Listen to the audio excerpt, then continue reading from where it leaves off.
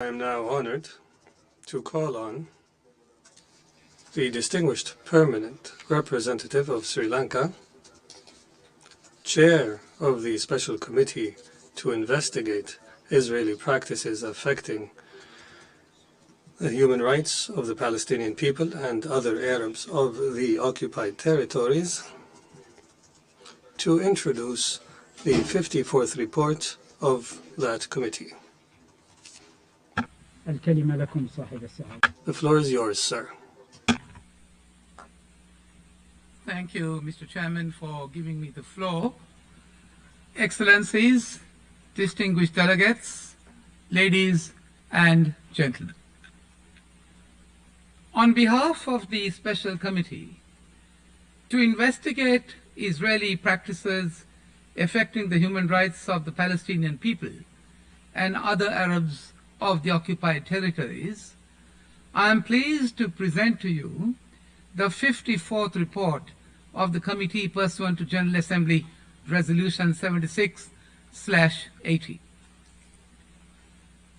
Distinguished delegates, this year the special committee was composed of myself as the permanent representative of Sri Lanka to the United Nations in New York, the permanent representative of Malaysia to the United Nations in New York, Mr. Syed Mohammed Hazrim Aidid, and the permanent representative of Senegal to the United Nations in New York, Mr. Sheikh Niang.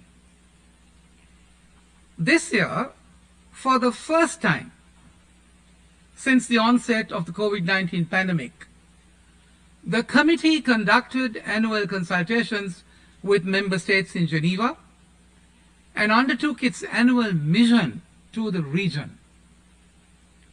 The committee observed that the human rights situation of the Palestinian people has unfortunately and regrettably has further deteriorated throughout the COVID-19 pandemic.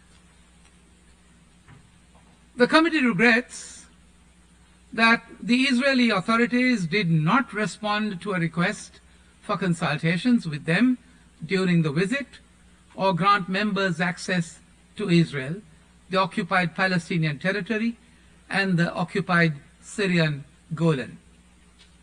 As a result, the committee traveled to Amman in Jordan from the 4th to the 8th of July to meet with civil society members, Palestinian officials, and United Nations representatives.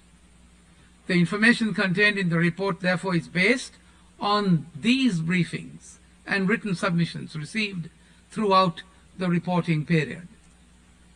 Distinguished delegates, this report provides an update on Israeli policies and practices that infringe upon human rights of Palestinians in a discriminatory manner vis-à-vis the treatment granted to Israeli citizens living in the same area. The report also addresses the humanitarian situation and the blockade in Gaza and the escalations of hostilities in August of 2022.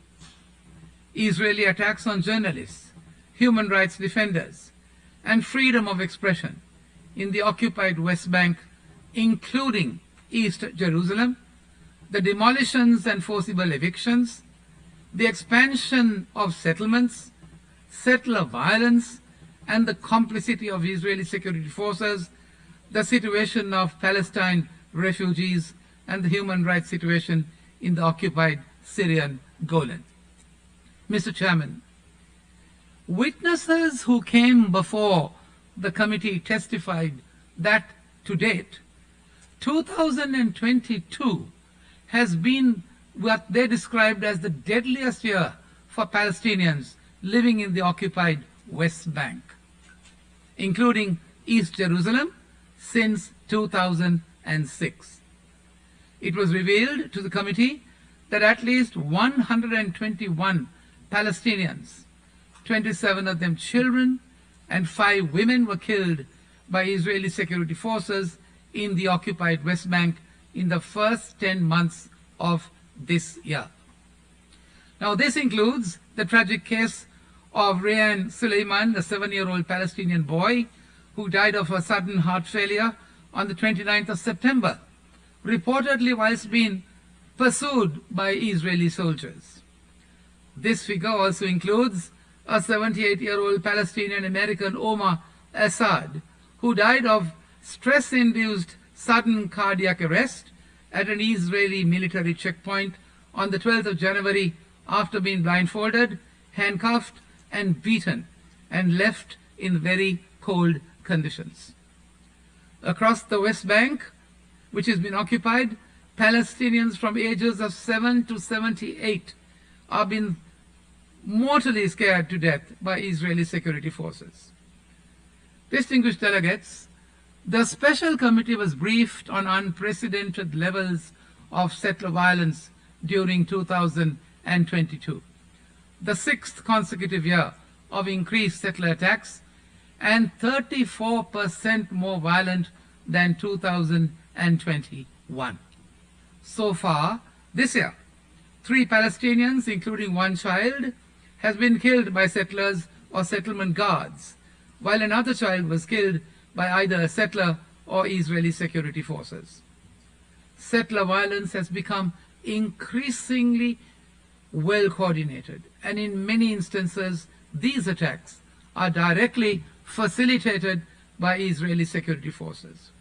The Special Committee was appalled to receive multiple reports of a qualitative increase in ISF participation and complicity in settler violence, with junior officers and soldiers regularly taking a direct part in attacks.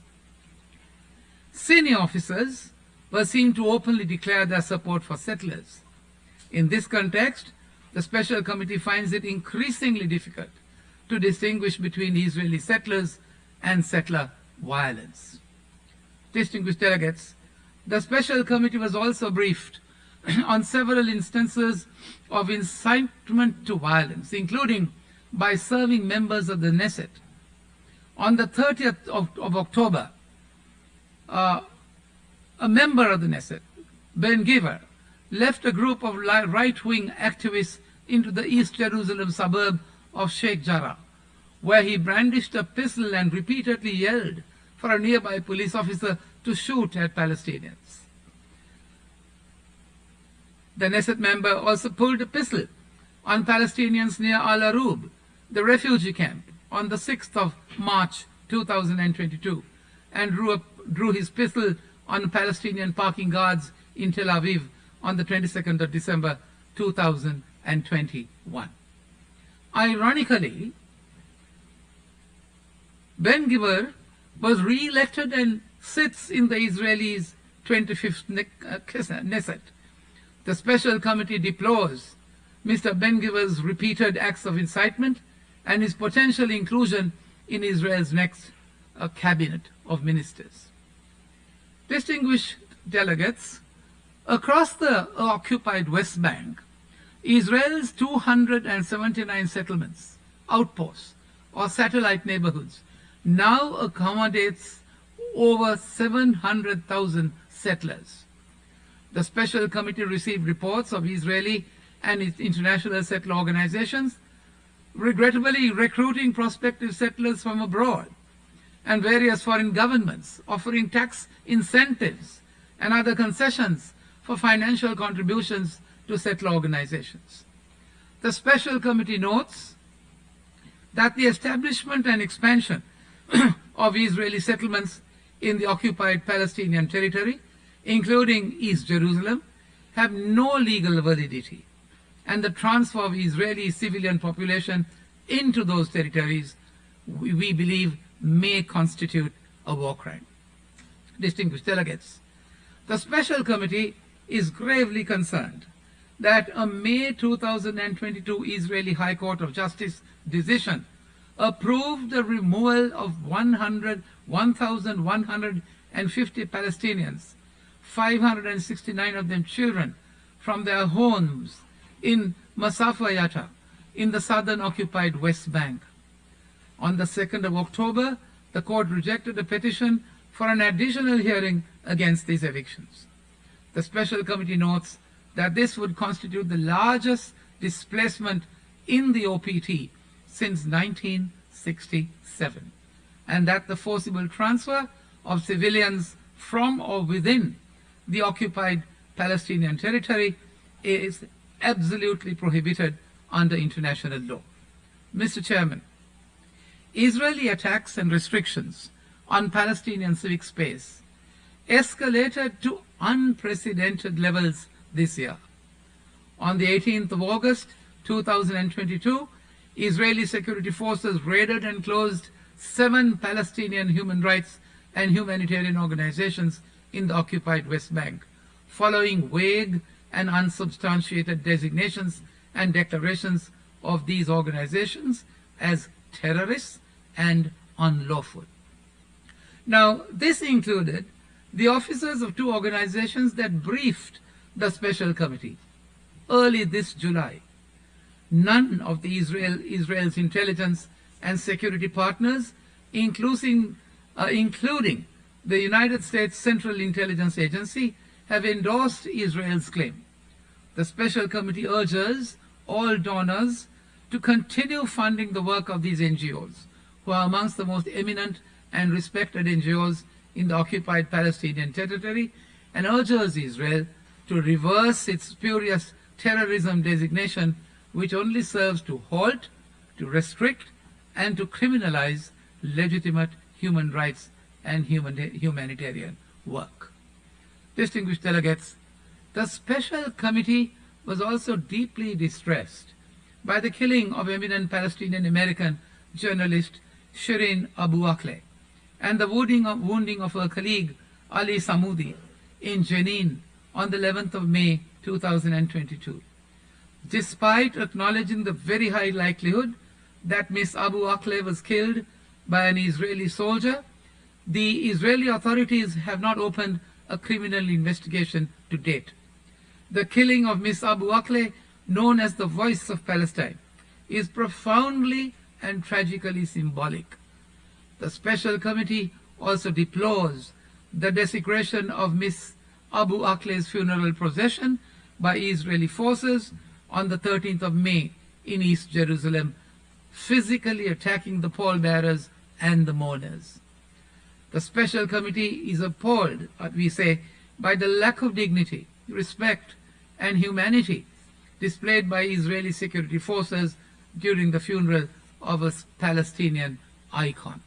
Mr. Chairman, Israel waged another war of choice on Gaza this August. The special committee strongly condemns Israeli conduct of Operation Breaking Dawn from the 5th to the 7th of August, which killed 49 Palestinians. Among them, 22 were verified by OHCHR as civilians, including 17 children and 4 women. As the Secretary General of the United Nations remarked during Israel's previous offensive on Gaza last May, if there is a hell on earth, it is the lives of children in Gaza today. 15 years of Israel's land, sea, and air blockade have trapped 2.1 million Palestinians in the 365 square kilometer Gaza Strip. This makes Gaza one of the most densely populated areas on earth, and the blockade constitutes a form of collective punishment in conditions best described as an open-air prison. At least 2/3 of Gazans are registered with UNRWA as refugees, and UNRWA's assistance is critical to ensure that the most basic food needs of vulnerable refugees are met.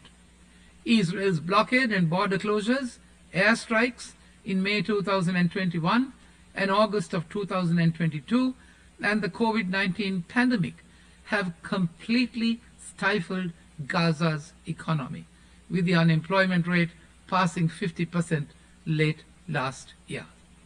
The special committee was also briefed on several tragic cases of Palestinian infants and children dying of treatable causes in Gaza while awaiting for exit permits to seek life-saving specialist treatment in East Jerusalem. Fatma al-Misri, a Palestinian infant diagnosed with a heart condition surgically treatable in 99.9% of cases, died on the 22nd of March 22, aged 19 months, after Israeli authorities denied little Fatma an exit permit to travel to East Jerusalem for hospital appointments.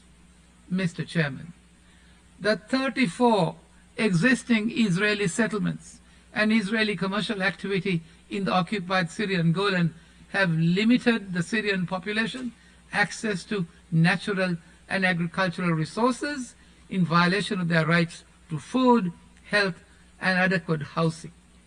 On the 26th of December 2021, the Israeli cabinet approved an unprecedented plan to double the Israeli population in the occupied Syrian Golan.